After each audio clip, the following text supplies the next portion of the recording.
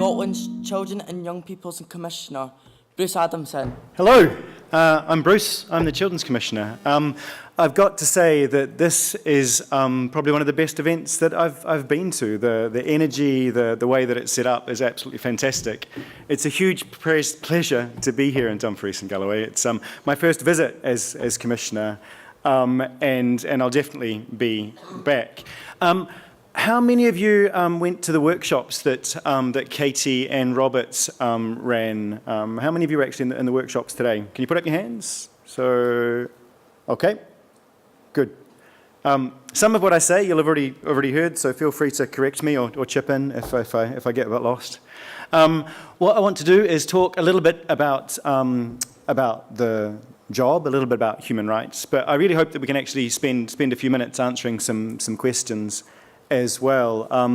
I thought your questions to Amal were amazing, and she's one of my big heroes. I missed Amy Lee this morning. She's also a big hero of mine. I think that we're so lucky in Scotland that we've got some really strong human rights defenders who have already shown that one person or a few people can make a big difference. I've got the best job in the world, I think. I'm the Children's Commissioner for Scotland, which means that it's my job to promote and safeguard all of the rights of all of the children in Scotland. That's everyone up to 18 or up to 21 if you've been in care, and that reflects the additional obligations that we have towards care experienced young people. So there's about 1 million or just over 1 million children and young people in Scotland. There's one of me.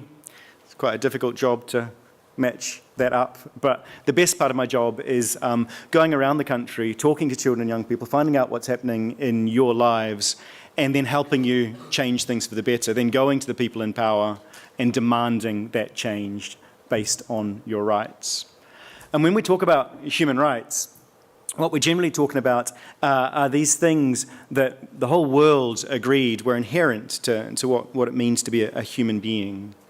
And the history of human rights, which I think is important for us always to remember, is that after the horrors of the 20th century, the earlier 20th century, where we had a Holocaust, we had 2 world wars, we had great poverty, and so after the end of the Second World War and our understanding of what happened in the Holocaust, the whole world came together and said, we need to change the way that we do things. And so the whole world came together and created the United Nations, and on the wall in my office, I've got a big poster up of the Charter of the United Nations, and it starts with these words. It starts with, "We the peoples of the United Nations, determined to save succeeding generations from the scourge of war which twice in our lifetime has brought untold suffering to humanity, and we reaffirm our faith in human dignity and rights." So when we talk about human rights, we're talking about all of us together demanding promises from those in power. And then all the governments in the world signed up to things that they promised that they would do for us. So it's got real power. And human rights are things that are inherent to what it means to be a human being. And then over the next kind of 70 years or so, we developed lots of international laws that made clear what governments need to do. Those people in power, the promises they made to us, that's what the human rights framework's about.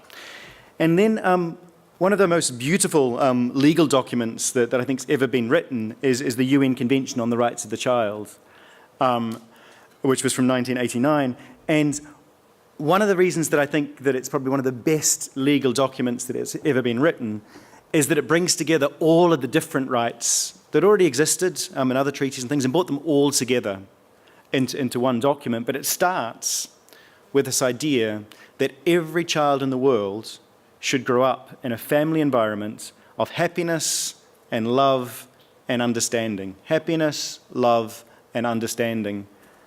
It's a legal document that everyone in power in the world signed up to that agreed that we would create these environments of happiness and love and understanding. And I think what we saw in the video then, we saw the word love, we saw love talked about, we saw a lot of happiness going on, and I think that a lot of what I've seen today already is a real kind of understanding of the fact that we're all different, we like different things, we like to test ourselves in different ways, we like to express ourselves in different ways, and I think you've done really well in bringing this event together, and I've got to say a huge congratulations to the organisers for creating an event that just had so much going on, and I've only seen a small part of it.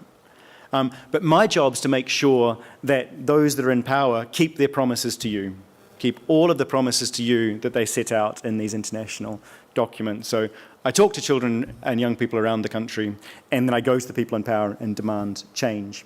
The other great bit about my job is that it's quite special in that when they set up, when the world set up these international structures, what they said is that it's not enough just that those people in power make promises. We need to make sure they're going to keep them. And one of the ways they keep them is that at the United Nations level, the people in power, they check on each other. Each country has to report back to the international community regularly, and they keep a check on each other. But they said, actually, we need something more than that. We need someone who's going to be in the country, able to go into the communities, able to go and talk to children and young people about what's going on in their lives, and then hold the people in power to account. And so they created jobs like mine all over the world. And some of the really important things about it is I've got my own law. So I've got a law which gives me the power to actually do what I do. I'm independent, so I don't have to answer to government. I don't have to talk to Nicola Sturgeon. And in fact, my job is to make sure she does her job. She can't fire me. I don't get any money or anything from her. My money comes from the Parliament, and I report to the Parliament and to you. You're my real boss. And that is really important, because my job's to make sure the people in power do their job. So it's really exciting. There's lots going on at the moment. I think the Year of Young People is absolutely fantastic. I'm going to disagree slightly with something that the First Minister said when she was saying, yeah, children and young people are the future. It's like, that's true, but you're also the present. Right now, you've got the right to be part of decision-making. And while the Year of Young People is world-leading and is amazing and should be about celebrating young people, it should also be creating ways for you to challenge power and ensure that your rights are kept. You need to be getting something out of this that's more than just a celebration of youth, but also it's a demand for change. And over the last few months, when I've been trying to kind of see what I'm going to do with my office, because I started in May last year, and I've got 6 years, I've been talking to children and young people around the country about what's been important to them. And in a place like Dumfries and Galloway, which is actually quite similar to where I grew up in New Zealand and being kind of a rural area, some of the things are different. Some of your issues are different to other parts of the country. And so it's important that those are reflected as well. All the positive stuff that you talked about there, but also some of the negative stuff. And I'm really looking forward to, or some of the things that can be changed. I'm really looking forward to hearing more about that. In some of the other areas that are a bit more rural, we've talked a lot about things like transport. We've talked a lot about things like services. So it's really important that your voices are heard by the local authority, but also at a national level as well. I've also heard some pretty consistent things across the country, where it doesn't seem to matter where in Scotland you are. There's some things that really need a lot of improvement. And the two things that have come out most consistently from young people I've spoken to are concerns around poverty, where we've got this shocking figure that in a rich country like Scotland, we've got a quarter of children and young people living in poverty, which is outrageous, and more needs to be done to deal with that. And mental health. It's another big one that children and young people all over the country have been saying more needs to be done to support children and young people's mental health, and that needs to be in lots of different ways.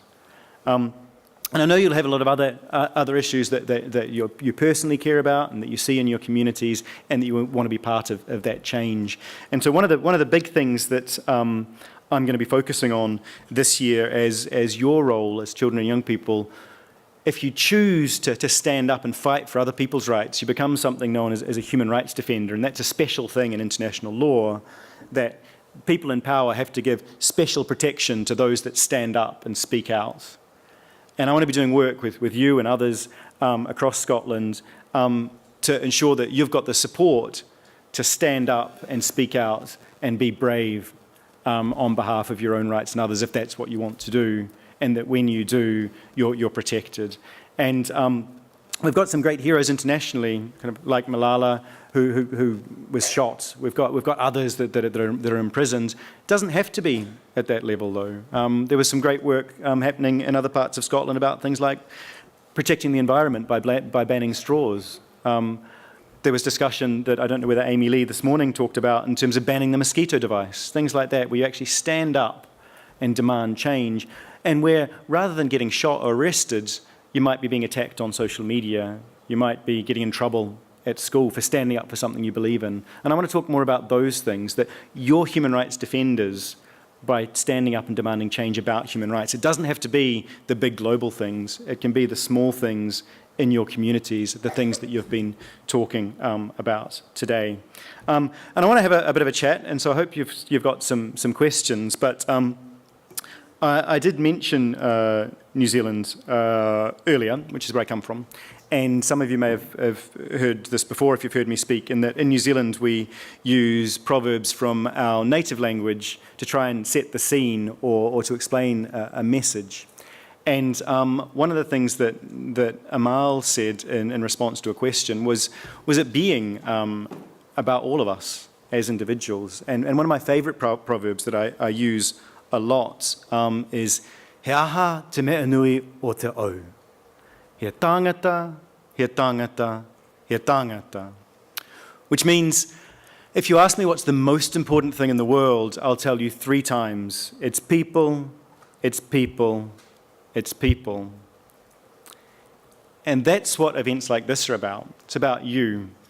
It's about you expressing your ideas. It's about you coming up with solutions. It's about you working together to make Dumfries and Galloway better and human rights more respected, but also Scotland and the world. Because the great thing about human rights is it is global and the world is watching, and there's going to be lots of opportunities for us to be reflecting the amazing things we're doing here, that you're doing right here, to the rest of the world, and for us to learn from the rest of the world as well. So thank you so much for inviting me to be here.